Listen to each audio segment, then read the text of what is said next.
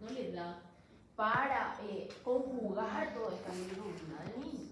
Y más si tiene factores de riesgo o factores que le predisponen a tener más bilirrubina en sangre.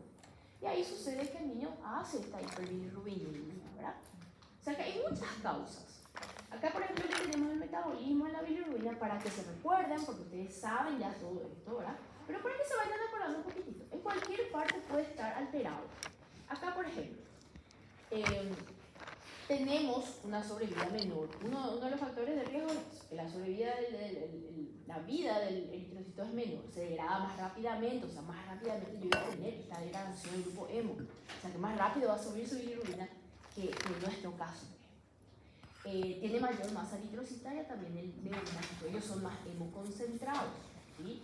De 15 a 20 su hemoglobina puede llegar a 50, 60 también hematocitos, son más hemoconcentrados. Bueno, a través de una enzima hemoxigenasa se va a convertir en biliverdina. Esta biliverdina, a través de la enzima biliverdina reductasa, se va a convertir en nuestra bilirrubina indirecta, ¿sí? Esta bilirrubina indirecta se va a unir a la albúmina. Cuando excede mucho esta bilirrubina indirecta por un sangrado o alguna patología previa al niño, una hemólisis o algo, ya voy a tener demasiada bilirrubina indirecta que le voy a saturar toda mi albúmina, ya no se va a unir a ninguna proteína porque ya hay un exceso, ahí ya se puede estar elevando ya en sangre también la bilirrubina indirecta. Bueno, lo normal sería que se una la albúmina y vaya al hígado, ¿verdad? En el hígado, a través de esta glucuroniltransferasa, que el neonato de por sí tiene menos, se va a conjugar la bilirrubina, se va a convertir de indirecta a directa y va a pasar a eliminarse por la orina y por las heces, ¿sí?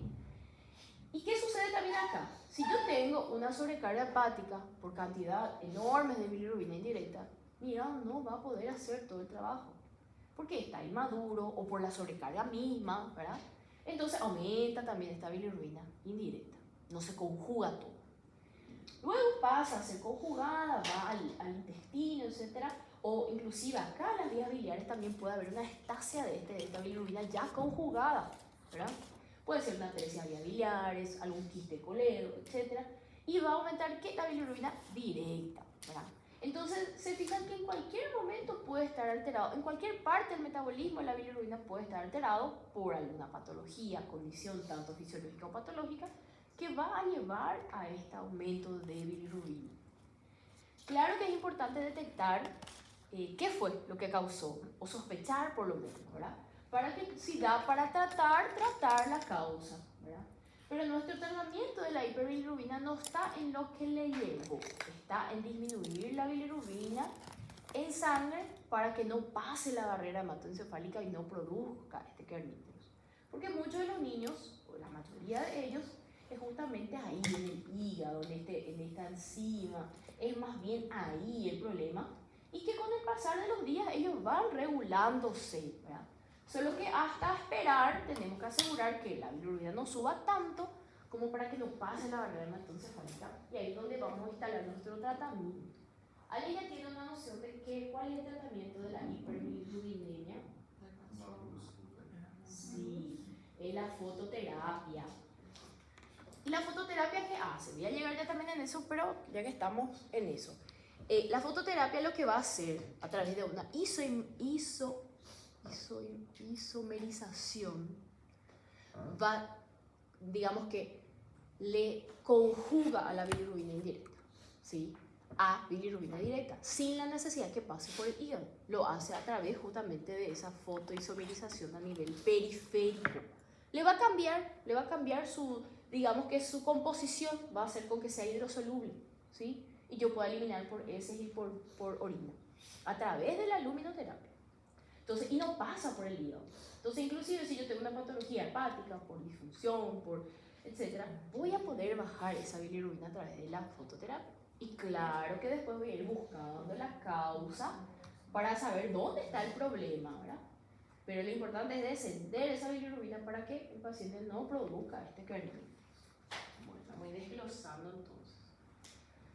Factores que predisponen justamente a la hiperbilirrubinemia neonatal, ¿verdad? ¿Por qué los niños neonatos tienden tanto a ser histéricos? Mayor número de eritrocitos, menor sobrevida del glóbulo rojo, eritrocito envejecido en proceso de destrucción, ¿verdad? Esto va mucho de la mano con presencia de sangrados y hematomas, ¿verdad? Ingesta oral disminuida y escasa flora intestinal. Hay una mayor circulación enterohepática, haciendo que la bilirrubina ya conjugada se vuelva a desconjugar nuevamente, ¿verdad? O una insuficiencia hepática, o sea, una alteración de la maduración hepática, ausencia de la placenta de repente, ¿verdad? Que nació el niño, tiene ausencia de la placenta y esto lleva a una sobrecarga hepática. O sea, entonces el niño tiende a ser histérico. Hay posibilidades enormes. Y esto va aumentando cuando se agregan algunas comorbilidades como sepsis, enfermedad del grupo TORS, sangrados, de repente asfixia y todo, ¿verdad? Hace también. Después, cualquier alteración del paciente, sepsis principalmente. Entonces siempre tienen que pensar en sepsis cuando hay una hiperbilirubinemia. Siempre descartar, ¿verdad? Bueno, y vamos a clasificar la fisiológica y la no fisiológica, que vendría a ser la patológica, ¿verdad? La fisiológica es aquella que se produce como una manifestación clínica de un mecanismo de adaptación justamente al metabolismo de esta bilirrubina. Hasta la 1 semana de vida más o menos, llega el paciente de término. Después va disminuyendo progresivamente. La fisiológica puede alcanzar inclusive valores de hasta 12 miligramos de cilitro, que puede ser totalmente normal. Luego a partir del 7º día de vida eso va disminuyendo otra vez, a poquito, ¿verdad? Y en los prematuros, como son prematuros justamente, tienen un límite así de hasta 2 semanas, ¿verdad? ¿Por qué tenemos esos puntos de corte? Porque justamente si pasa esta 1 semana o pasa las 2 semanas en el pretérmino, yo ya tengo que ir buscando, no me voy a tranquilizar, ¿entiendes? Voy a ir buscando qué más podría ser. Claro que al final podría ser otra vez una fisiológica que se extendió un poquitito, pero pasa esta 1 semana, yo debo de ir buscando otras causas, ¿verdad? No tengo que tranquilizarme nada más pensando que es una fisiológica y ya está. Acá por ejemplo vemos el niño que está justamente en la fototerapia, ¿verdad? Con su gafa, protección ocular y también protección de genitales. ¿Sí? ¿Sí? Quanto está o pezinho assim, pré-término ou pós-término? ¿Cómo? ¿Cuánto está o pré-término? Pre. Cuando nosotros ponemos post-término es en mayúscula. O inclusive ponen post, se pone, ¿verdad? Pero mayúscula es post-término. Minúscula es pretérmino. Sí.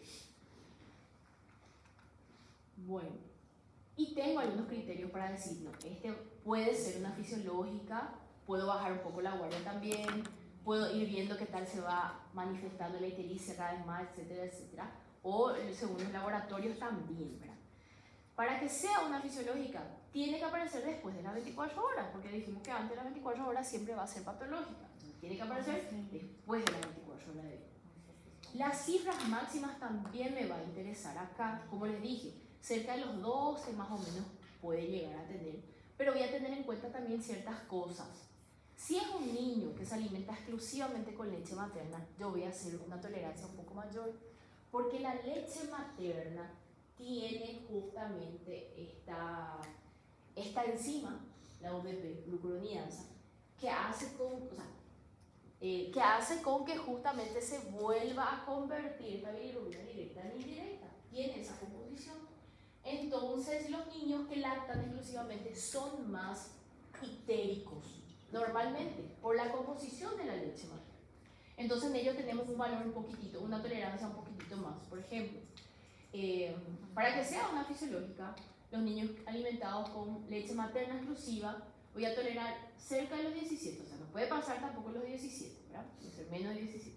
Los que toman fórmula, menos de 13. Eso sí, tiene que llegar hasta 12 y algo, hasta ahí. No puede llegar a 13 y no puede superar 13. Y esos son los pacientes de término. Ahora los pacientes de pretérmino alimentados con leche de fórmula, tengo digamos que un límite menor a 15 miligramos por decilitro.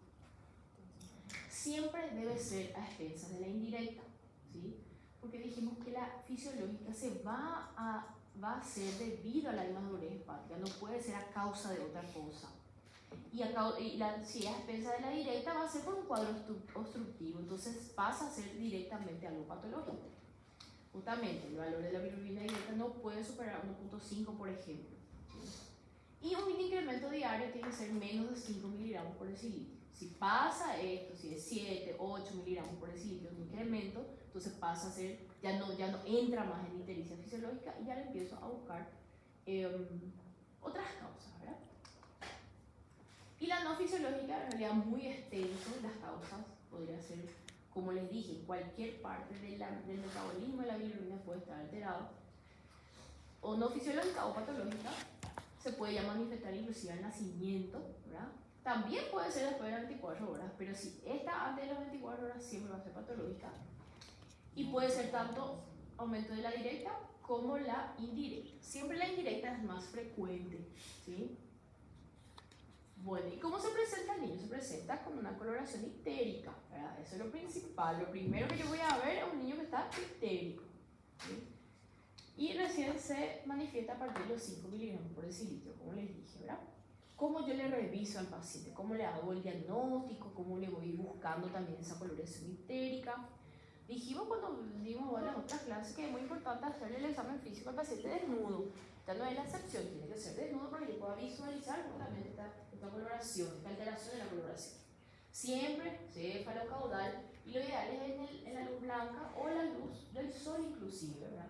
No debería ser con la luz amarilla, ¿verdad? Porque la luz amarilla va a alterar, no me va a dar le va a poner amarillo al niño, ¿verdad? No me va a dar ese color, no voy a poder identificar, ¿sí? Es más difícil en los niños que tienen poliglobulia, que están hemoconcentrados, y en los niños más morenitos también es más difícil.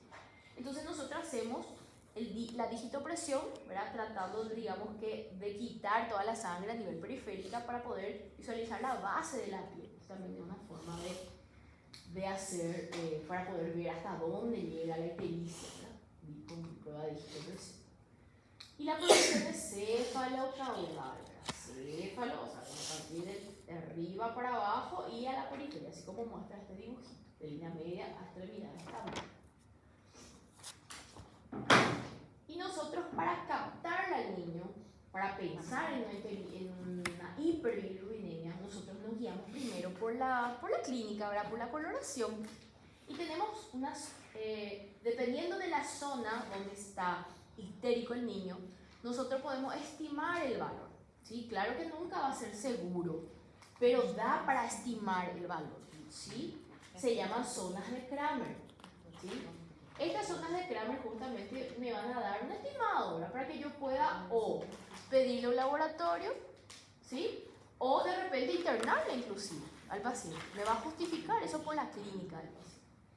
Por ejemplo, la zona 1, que va a ser solamente en la cabeza y cuello del paciente, me dice que ya tiene cerca de los 5 miligramos por decilitro, porque ya está coloreado y en el primer lugar donde se va coloreando, ¿verdad? Hasta ombligo sería de 5 a 12 aproximado, más de 5. Y ictericia hasta rodilla sería de 8 a 16. Hasta los tobillos sería de 10 a 18. Y mayor, cuando ya tocan palmas y plantas, se estima que el valor ya es mucho más allá de 15 miligramos por decilitro. ¿Y para qué me va a servir si después tengo que volver a corroborar? Por ejemplo, paciente con una zona 1 de Kramer, a sus 3 días de vida, acude a consultorio para control, tiene buen peso, no tuvo fiebre, no hay datos de sepsis, tiene una clínica bien, no hay nada que me diga que podría tener algún tipo. No consigo así, si voy a hablar mientras que yo... Pero no consigo, me molesta. Por favor. Pero escucho que voy a hablar y yo estoy hablando. Por favor. ¿Qué le estaba diciendo? ¿Para qué me va a servir esto, verdad? Entonces, si yo llego con un paciente que tiene un Kramer 1, por ejemplo, y está creciendo bien, tiene buen peso, está mamando bien, no tuvo fiebre, no tiene datos de sepsis, bueno, ¿por qué le voy a pedir? Si yo espero luego que él tenga aproximadamente 5 miligramos por decilitro, eso no me va a llevar a un carnites, ¿entienden? Entonces, bueno, está ictérico, voy a controlar más de cerca, vení mañana, vení pasado, vamos a ver cómo es la progresión de esta población, ¿verdad? Entonces me sirve para eso, me sirve para captar y para o derivar a la urgencia, o internarle, o solicitarle los estudios para que yo esté más tranquila también, ¿verdad? Una vez que el niño entra a luminoterapia, yo ya no me guío por las zonas de Kramer, ¿sí? Porque el niño vuelve rapidísimo a su coloración normal, de nuevo. Entonces, una vez que el niño entra al lumino, el Kramer ya no me sirve. El Kramer es solamente para esa primera evaluación, ¿sí? Hay otro ejemplo de cómo está la piel del niño, ¿no? Bueno, entonces, acordarnos otra vez, la fisiológica es la indirecta, la patológica puede ser tanto indirecta como directa. También por el tiempo de aparición nosotros podemos pensar en qué podría ser. Si nace, obviamente, va a ser una sepsis, o una infección del grupo TORCH, o una hemólisis, también podría ser, ¿sí? Al segundo o tercer día de vida ya pueden aparecer algunas patologías. El síndrome de Gilbert es una afectación hepática directamente, un niño que nace con una hepatopatía. El de Crigler-Najjar es un niño que tiene una ausencia de esa enzima que convertía la bilirrubina indirecta en directa, que es la UDP-glucuroniltransferasa. Un niño que no tiene o tiene parcialmente disminuido. Pero claro, yo no voy a pensar porque no es lo más frecuente. Yo voy a pensar, por ejemplo, asociada a la lactancia materna. La ictericia asociada a la lactancia materna, por ejemplo, es cuando el niño tiene poca ingesta de leche y hace como un ayuno prolongado, un ayuno prolongado, y eso hace con que descienda de peso y se vuelva un poco más histérico, porque hay una recirculación enterohepática muy rápida, ¿sí? Luego, al tercer a 7 días de vida, puedo pensar ya en una sepsis tardía, nuevamente infecciones, ¿verdad?, de grupo TORCH, etc. Pasada la primera semana, ahí ya puede ser la ictericia por la leche materna, no es igual lactancia y leche. Lactancia va a ser por poca ingesta, la de la leche es por los compuestos de la leche, ¿sí? Hay una diferencia entre uno y otro. Atresia, conducto filiar, hepatitis, galactosemia, en realidad, ¿verdad?, da para estimar, pero siempre tratando de hacer una buena historia clínica. Acá le coloqué a modo de comentario para que le conozcan por lo menos al síndrome de Crigler-Najjar, que es justamente una ausencia o un déficit de la UDP-glucuroniltransferasa, que es la que convertía la bilirrubina indirecta en directa y se eliminaba.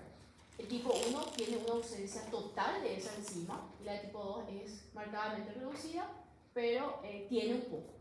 Entonces, obviamente, el tipo 1 es más grave, que tiene un alto porcentaje de óbito inclusive, y la de tipo 2, ¿verdad?, usualmente benigna, pero le da, y se asocia más a, mira cómo tiene una fascia abotagada, etcétera, el paciente.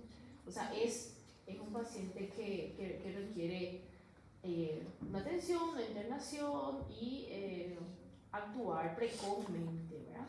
O sea, que hay que conocer que existe esta patología para poder pensar en caso de que no vaya mejorando, por ejemplo, con la luminoterapia y cosas así. En la anatomía patológica se ve, no sé si identifican mucho, ¿verdad?, pero se ve así depósitos de bilirrubina en el tejido. Pasado un mes, ¿qué puedo pensar?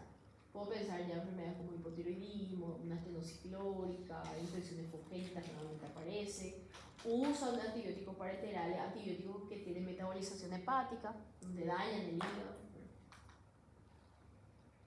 Bueno, este ya les dije, ¿verdad? 60% es lo mismo. Lo mismo otra vez. Hay algunos factores que predisponen a la ictericia fisiológica. Por ejemplo, los hijos de madre diabética, los de raza oriental, los prematuros, el niño que tiene una policitemia, eliminación tardía de meconio también, historia familiar del hermano que ya tuvo ictericia, ¿verdad? Son factores de riesgo para tener esta ictericia fisiológica. Y ahora les comento nuevamente la diferencia en ictericia asociada a lactancia materna e ictericia asociada a la leche materna, ¿verdad? La de lactancia materna se va a considerar la forma precoz, que justamente son los primeros días de vida donde hay más dificultad para la lactancia materna, ¿verdad?, donde hay poco menos de ingesta inclusive. Entonces estos niños, al mamar poco, ¿verdad?, al descender de peso, ellos tienen un aumento en circulación enterohepática, haciendo que aumente esta bilirrubina indirecta y eliminándose menos la bilirrubina directa, ¿verdad? Entonces acumula el sangre, va a ser siempre a expensas de la indirecta. Y son chiquititos, son pequeñitos, no van creciendo conforme a los días de vida, ¿verdad? Menor capacidad de expresión de meconio también. Y luego están los que tienen ictericia por la leche materna, ¿verdad? Se tiene que presentar después de esta primera semana de vida. ¿Y cómo son los niños? Son gorditos, tienen buen aumento de peso, no tuvieron ningún otro síntoma y se alimentan exclusivamente por la leche materna, ¿verdad? Pueden alcanzar inclusive hasta 20 a 30 miligramos por decilitro. En vez de ir descendiendo, en el caso de la bilirrubina, hiperbilirrubinemia fisiológica, van aumentando, ¿sí? Después de esta primera semana de vida, ¿verdad? ¿Y cómo se hace el tratamiento? En realidad es un tratamiento y un diagnóstico, ¿verdad? Pero no es tratamiento en sí, porque yo no quiero suspenderle la lactancia materna a mi paciente. Entonces, ¿qué yo hago? Yo si tengo dudas que si es o no por leche materna, yo le puedo suspender 24 48 horas, 24 48 horas la leche materna, le doy una suplementación con leche de fórmula, le controlo nuevamente su bilirrubina total y fraccionada y hay una marcada disminución. ¿Y qué hago ahí? Y bueno, y nada, le volvemos a dar su leche materna, porque va a volver a subir, pero no es más en cantidades que le puede llevar a un kerníteros. Tanto es que la ictericia por leche materna se presenta recién a la 1 semana de vida. Y se sabe que a partir de la 1 semana de vida se va alcanzando una madurez en la membrana hematoencefálica que hace con que disminuya el paso de esta bilirrubina. Entonces el riesgo de kerníteros pasado la 1 semana es mínima o casi nula. Van a ver que justamente para ingresar a luminoterapia, después de la 1 semana de vida casi ya no le metemos la luminoterapia. Porque por más que esté alto, ya hay menos riesgo de este kerníteros. Nuevamente, como les dije, sano, con peso, sin dato de hemólisis. No se sabe por qué, dice, en realidad sí se sabe por qué, ¿verdad? Es por componentes de la leche materna que interfieren en este metabolismo de la bilirrubina indirecta a directa, ¿verdad? También ellos tienen menor colonización bacteriana, excretan menos S, entonces hay esta recirculación enterohepática. Tratamiento que más bien es diagnóstico, porque después hay que volver a darle otra vez, siempre y cuando sea posible, darle otra vez la leche materna, tratando de no alterar esta lactancia materna.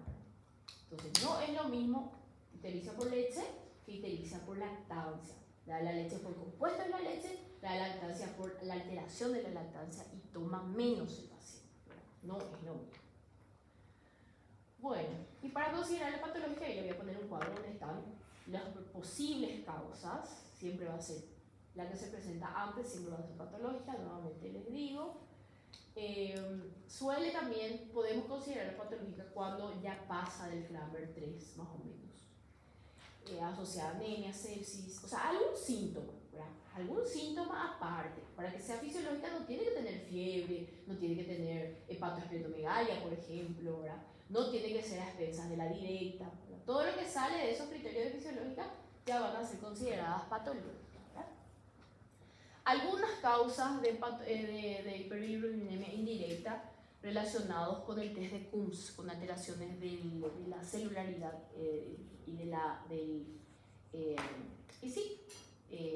sanguínea del paciente, ¿verdad? O sea, teniendo en cuenta los datos de hemólisis o no, ¿verdad? Ustedes saben que el test de Coombs es eso, ¿verdad? Nos da datos de hemólisis. Si yo tengo una paciente, por ejemplo, una paciente gestante que tiene un tipo de sangre RH negativo, es mi deber solicitarle el test de Coombs indirecto, ¿verdad? El test de Coombs indirecto para la madre y el directo es para el niño, ¿verdad? Entonces, en el test de Coombs, si yo tengo positivo, puede ser tanto RH como también el grupo AB o B0, ¿verdad? Y también hay otros tipos de serogrupos, pero son mucho menos frecuentes, ¿verdad? Entonces, no solamente el RH, también el grupo ABO me puede dar hemólisis con relación al niño, pero es mucho menos frecuente. Y cuando pienso en algún tipo de anemia hemolítica también, no solamente, no anemia en sí,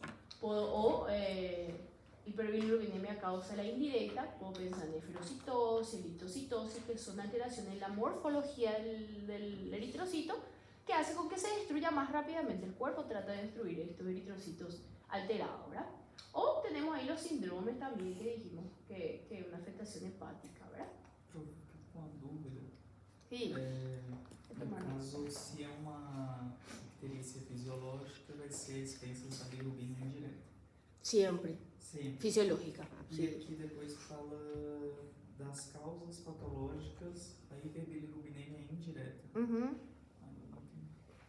No indireto, essa hiperbilirrubinemia indireta não seria fisiológica? No, no solo fisiológica. Cuando yo hablo de fisiológica, siempre tiene que ser a expensas de la indirecta, ¿sí?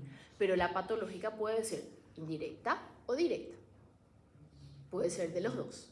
La patológica sí tiene que ser solamente, no, perdón, la fisiológica tiene que ser solamente de la indirecta, pero la patológica puede ser uno u otro, ¿sí? O los dos juntos. A veces hay una alteración, justo, hay una estasia a nivel de...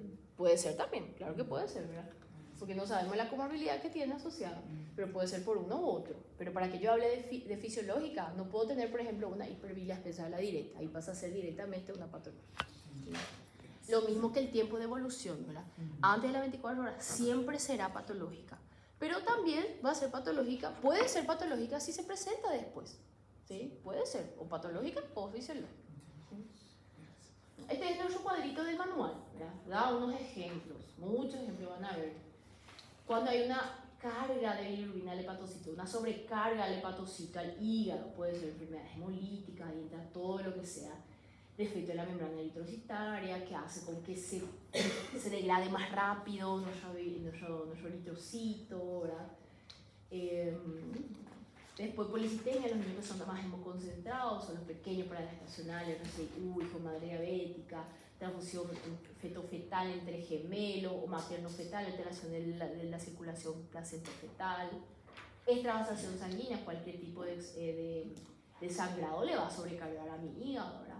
Aumento de la circulación intrahepática, que le estuve nombrando muchas veces, malformaciones gastrointestinales, ayuno prolongado o aporte inadecuado de alimentación, ¿verdad? Todo eso hace con que yo le sobrecargue a mi hígado. Y cuando hay una alteración hepática, ya una alteración en la funcionalidad ya primaria del hígado, puede ser en el niño prematuro, porque claro, es prematuro, está muchos sus órganos no están ni maduros.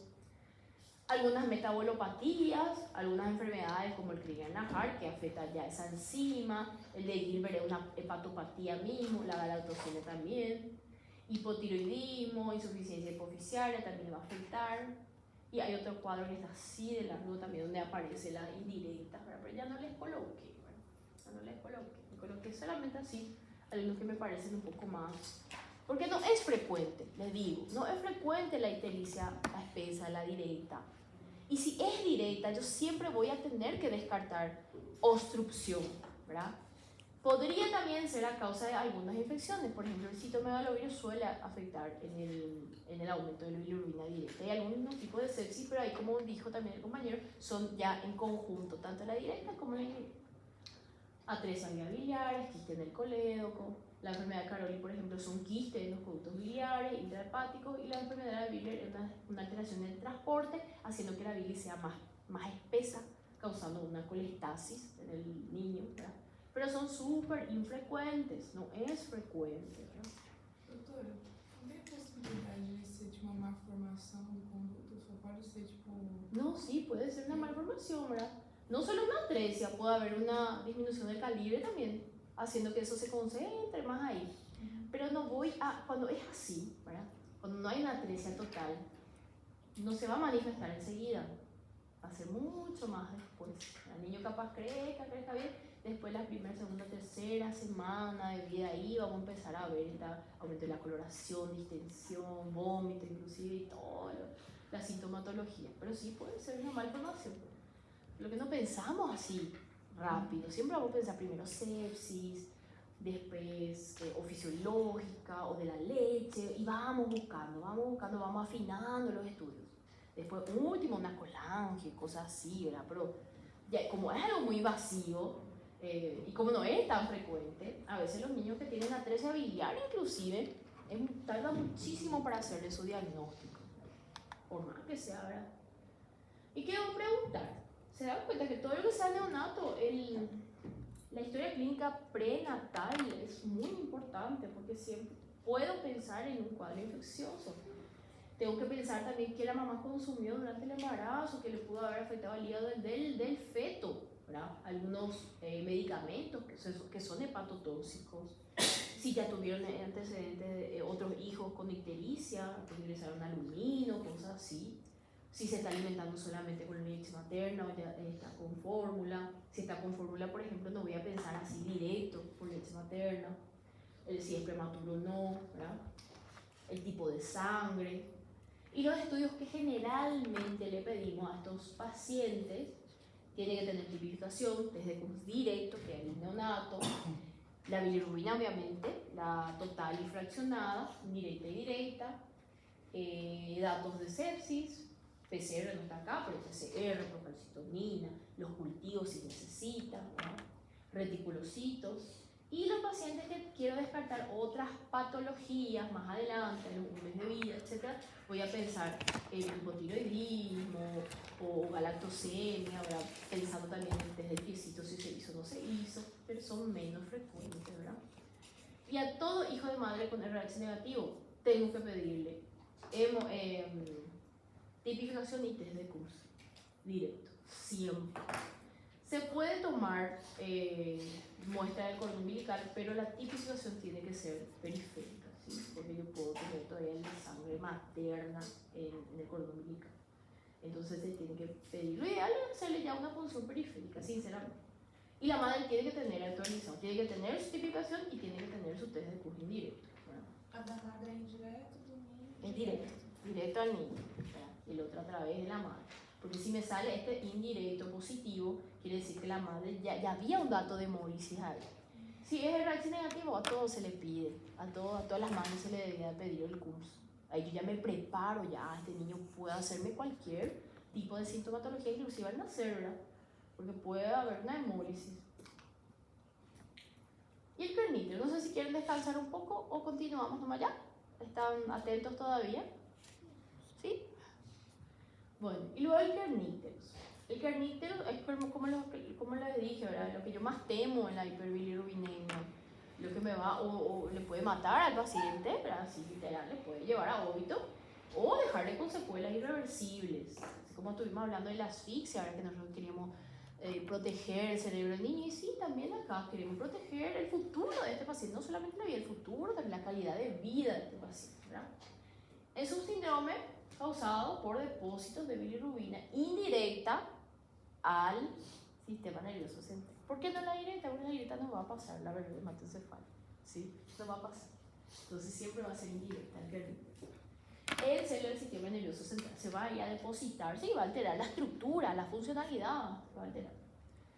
Cuando el nivel de bilirrubina es extremadamente alta, como les dije, ya sobrepasa la cantidad también de proteínas que se va a tener que unir para irse al hígado, conjugarse, entonces sobrepasa, está ahí en exceso, entonces va a pasar la barrera hematoencefálica. Cuanto más prematuro es, más riesgo de que pase la barrera hematoencefálica, porque hay más permeabilidad en la barrera hematoencefálica.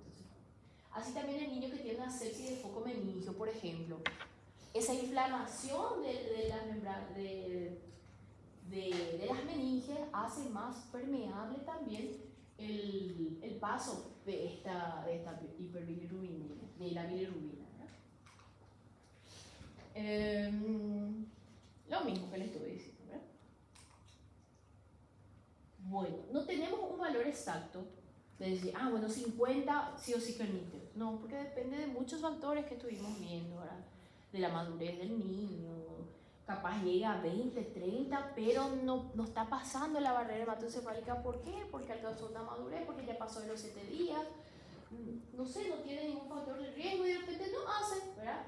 Pero siempre yo tengo que asumir lo que sigue. Cualquier neonato ictérico con cualquier signo neurológico, yo ya tengo que tratarla como si fuera un Kernittel. O cualquier niño que tiene una hiperbilirubinemia severa, ¿verdad? Debe considerarse sospechoso de la posibilidad de tener este Kernittel y tratarla también como tal, ¿sí? Porque tengo miedo y yo no sé el valor, porque depende de tantas cosas también para que pase o no pase. ¿Cómo yo me aseguro de que este valor menor o mayor pase, ¿verdad? La barrera hematoencefálica. Pero se sabe que valores menores a 25 difícilmente van a producir un Kernittel. No imposible, pero difícilmente van a causar un Kernittel. Cuanto más inmaduro es, más posibilidad de cruzar la barrera hematoencefálica, ¿verdad? ¿Y cómo se manifiesta? se manifiesta, tiene una fase aguda y una fase crónica que vendría a ser ya las consecuencias, ¿verdad? Del daño ya permanente. La forma aguda sería 24 a 48 horas del inicio de los síntomas, no de vida, ¿sí? Cuando inicia los síntomas, ¿cómo empieza? Empieza a estar hipotónico, decaído, estuporoso, no mama. Se asemeja mucho a un síntoma de hipoglicemia. El paciente está decaído, no quiere mamar, etc. Después de la primera semana del inicio de los síntomas, el niño ya se queda un poco más hipertónico, queda como con una hipertonía. Puede quedar en opistótonos inclusive. Y la fase 3 ya es, el paciente empieza a relajarse un poquitito, ¿sí? Hay una disminución ya de la hipertonía, ¿verdad? Esto sí sobrevive el paciente, sobrevive. Después la forma crónica, que ya serían las consecuencias de esta este kernícteros. El niño tiene un retraso motor, también, aparte del desarrollo neurológico, un retraso motor con hipotonía, los reflejos tendinosos son profundos y exaltados, los reflejos tónicos cervicales se quedan presentes y tiene un retraso motor. A veces no camina, tarda en sentarse, etc. Tras el primer año de vida, trastorno en el movimiento, mirada hacia arriba, o sea, hay un retraso, el paciente queda, puede llegar a tener hipoacusia sensorial inclusive. De estos los niños que sobreviven, ¿verdad? Porque el 75% de ellos fallecen. Y de los que sobreviven, 80% quedan con estas secuelas, con toditas estas secuelas, ¿sí?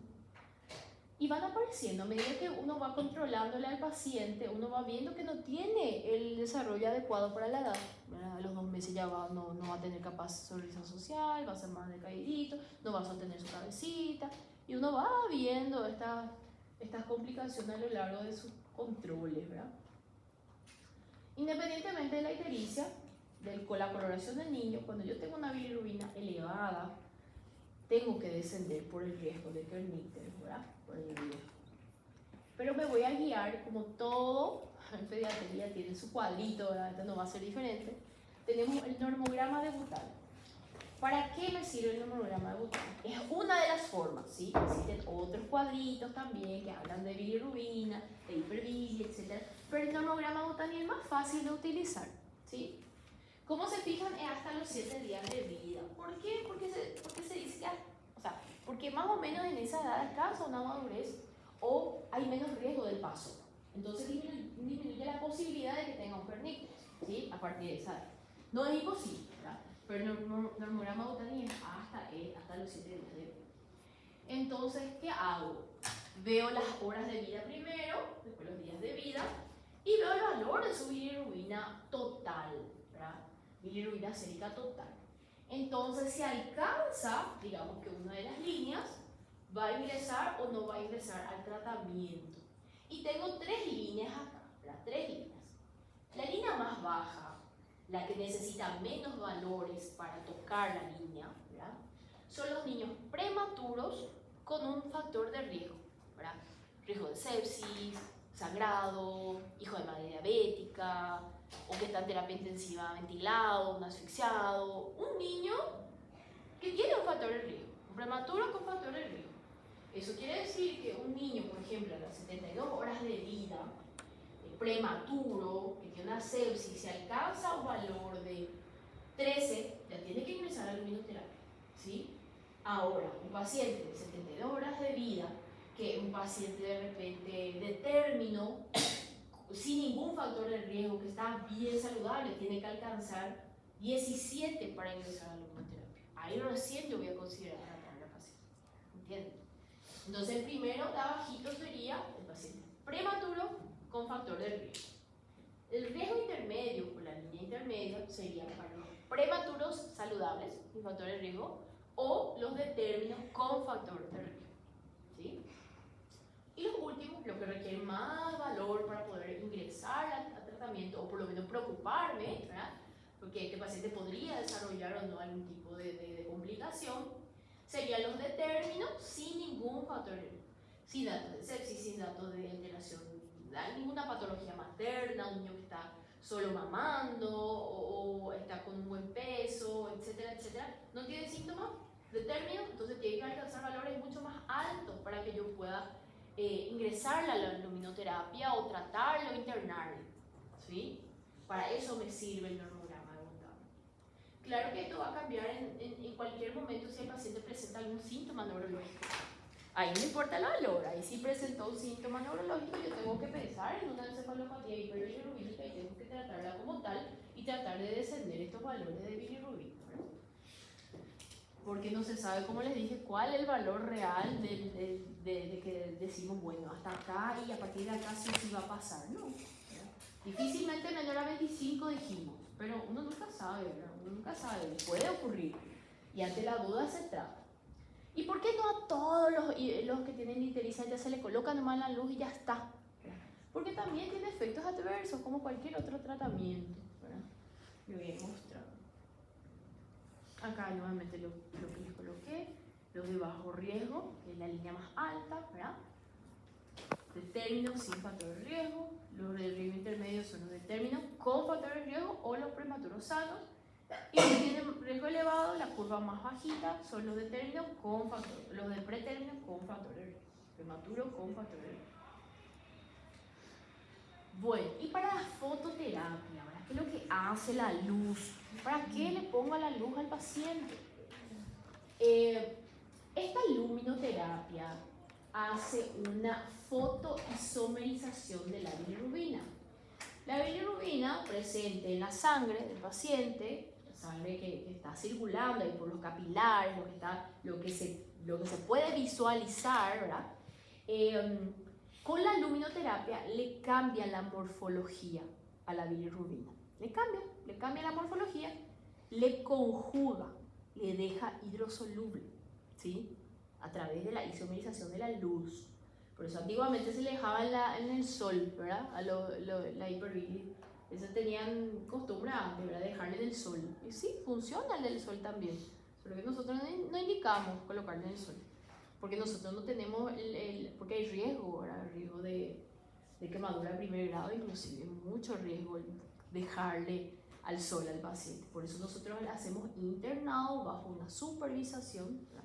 Evitando todas las reacciones que podría ocurrir. Bueno, entonces le cambia la bilirrubina indirecta a directa para que se pueda eliminar sin la necesidad de que tenga que pasar al hígado para que pueda producir esta conjugación. Entonces le hace de forma así superficialmente y se elimina rápidamente, tanto por heces como por orina. ¿Sí? Entonces sus efectos se encuentran íntimamente relacionados con la energía de la luz emitida, la distancia también entre la lámpara y el tiempo de exposición y el área expuesta también. Cuanto más expuesto está, más tiempo está, más va a haber esta fotoisomerización, este cambio, esta conjugación de forma periférica y se va a eliminar más rápidamente. Y para hacerlo tiene que ser un recién nacido desnudo, en realidad es protección ocular y de genitales, ¿sí? Ocular por obvias razones, ¿verdad? Puede haber una lesión conjuntival, ¿verdad? Una lesión ocular. Y la parte de genitales, ustedes saben que es un lugar un poco más, que tiene una piel un poco más delicada y hay mucho más riesgo de que haya una quemadura a ese nivel.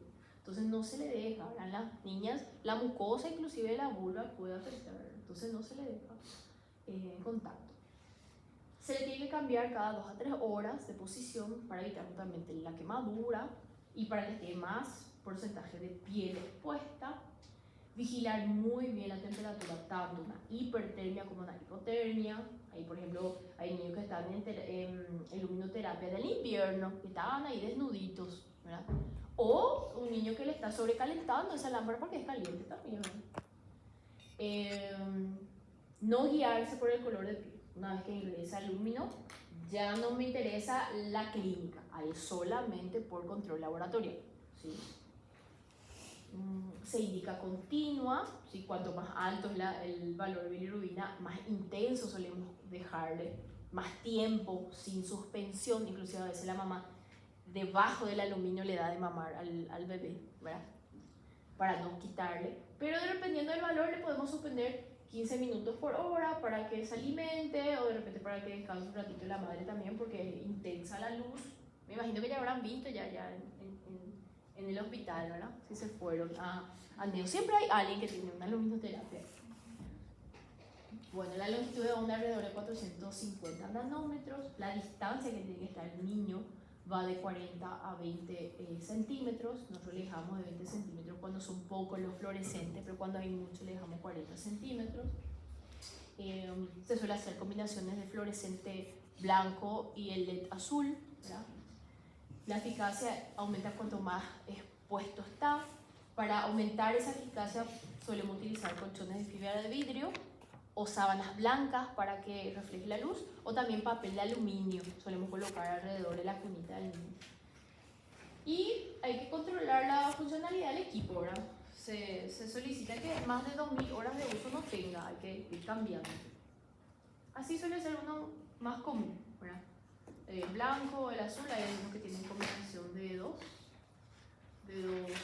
dos focos, de los dos fluorescentes.